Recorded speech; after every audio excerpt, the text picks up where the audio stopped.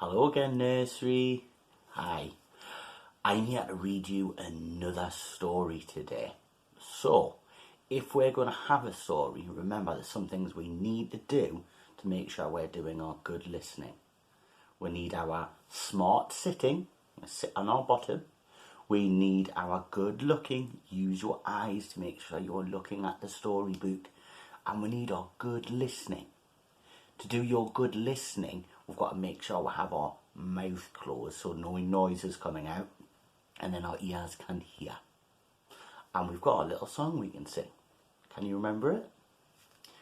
Now it's story time, now it's story time, now it's story time, time to share a story.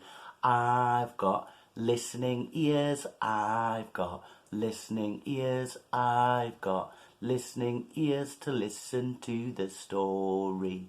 I've got looking eyes, I've got looking eyes, I've got looking eyes for looking at the story. And I've got smart sitting, I've got smart sitting, I've got smart sitting for the story. Brilliant. We're ready. Today's story is... This one is called I Can Swim. And it is about this animal called an otter. And it's about little ways to make big things possible. I wonder what this otter's going to do in our story. Let's find out.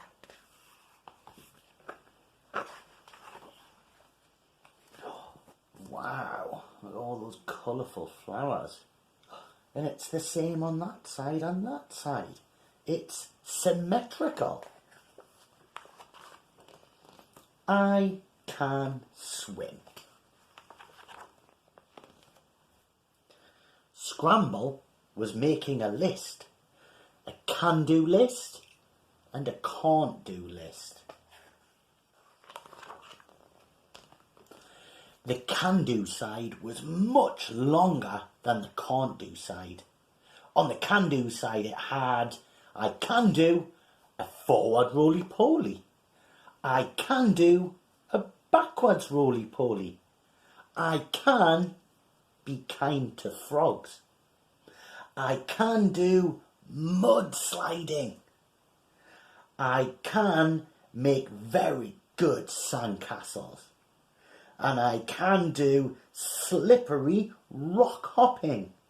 Wow, Scramble's very good at lots of things.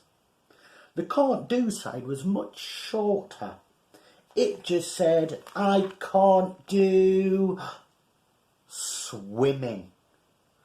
Scramble can't swim.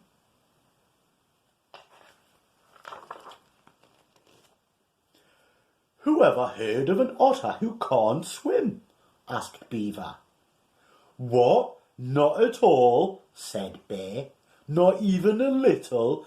At your age, all your friends can swim. Whatever next? It's not very kind.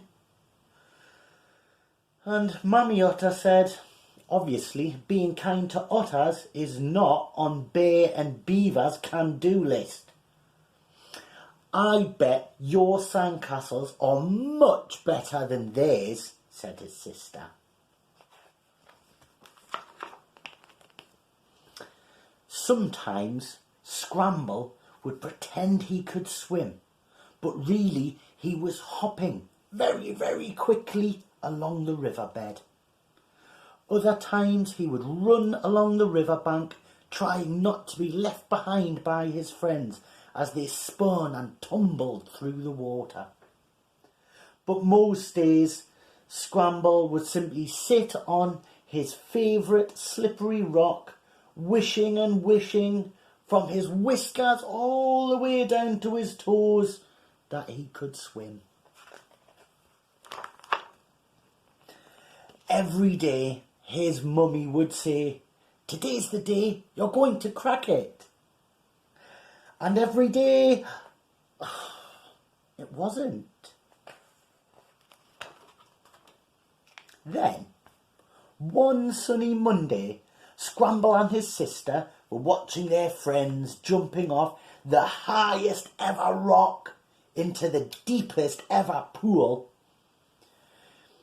His sister said, "You've got to start small." "Small?" said Scramble. "Yes, small," she said. "Come on, today is a really good day to start small. Believe it, little brother, starting small turns can't do into can do."